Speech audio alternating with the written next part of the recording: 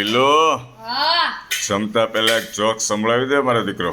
હા સંભળાવી દઉં. એક મેમે છોકરાને કીધું કાલ તું કખગ શીખીને આવજે. આહા. છોકરો ઘરે ગયો અને વિચારવા માંડ્યો, એલા હું પેલું ભણું છું ને મને કખગ નથી આવડતો, મારી મમ્મીને કહે ને તો મને મારશે. આહા. તો પછી મનમાં વિચારવા માંડ્યો, એલા હું કઈક હાથે કખગ બનાવું તો કેમ રહે. એ હાથે બનાવવા માંડ્યો, આમ બોલવા માંડ્યો, એ એરોપ્લેન જાય, એ હેઠી ઉતાર, એ ઊંઘડસી ઊભો થા, કચરાનો ડબ્બો, પેપર પસ્તી ભંગાર. વાહ, આ હારો કખગ બની ગયો. આ હું કાલ સ્કૂલમાં કે. તો પછીથી ટેન્શન ફ્રી થઈ ગયો, સ્કૂલમાં ગયો. મેમે કીધું, ઓય અહીંયા સ્ટેજ ઉપર આય, કાલ કીધું તું ને કખગ કરીને આવજે, કરીને આવ્યો?